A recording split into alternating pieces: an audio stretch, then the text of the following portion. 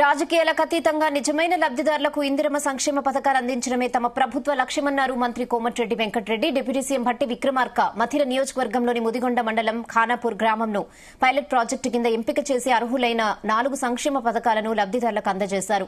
గత 10 సంవత్సరాల్లో కేసీఆర్ నిరుపేదలను పట్టించుకోలేదని ఆరోపించారు. కానీ కాంగ్రెస్ పార్టీ అధికారంలోకి వచ్చిన 13 నెలల్లోనే అనేక సంక్షేమ పథకాలు అమలు చేస్తున్నామని చెప్పారు. దీనిపై ప్రతిపక్ష నాయకులు తప్పుడు మాటలు మాట్లాడుతున్నారని విమర్శించారు.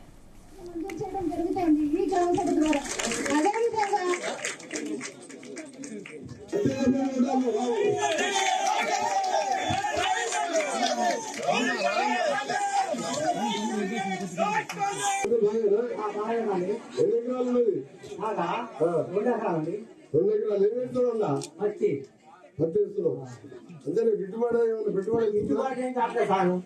లాభం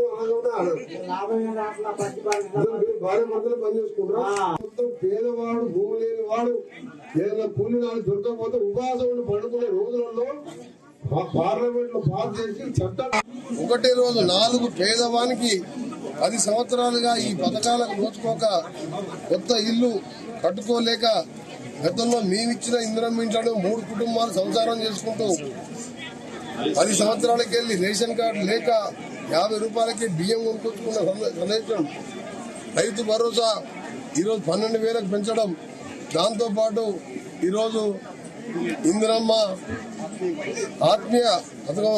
మీరు చరిత్రలో భారతదేశంలో అన్ని రాష్ట్రాల్లో ఉపాధి హామీ ఉంది కానీ ఎక్కడ కూడా ఇది లేదు. 12,000 సంవత్సరానికి మొదలు పెడితే 6,000 రేపు బ్యాంకులో వేస్తున్నాం. ఈ పథకాలన్నీ కూడా రేపటికెళ్లే లబ్దిదారులు చేరుతాయి.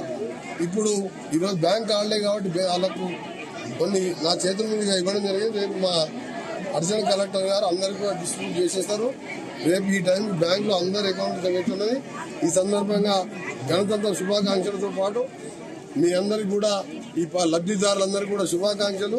ఈ ఒక్క గ్రామంలోనే 107 ఇండ్లు లేని వారు అంటే దాదాపు 5,35,00,000 5 లక్షల రూపాయలు వేసుకుంటే ఇందిరమ్మ ఇండ్లు కట్టించే కార్యక్రమం కానీ 25 లక్షల రూపాయలు ఇవాళ మనం రైతు భరోసా కానివ్వండి, ఇంకా మేము 6,000 రూపాయలు ఇచ్చే స్కీమ్ కానివ్వండి, ఇన్ని పథకాలు ప్రవేశపెడుతూ రాబో కాలంలో ఇంకా కూడా ఎన్నో సంక్షేమ కార్యక్రమాలు తీసుకొచ్చి కొద్దిగా ఆలస్యమైన రాష్ట్ర ఆర్థిక పరిస్థితి తెలుసు మీకు.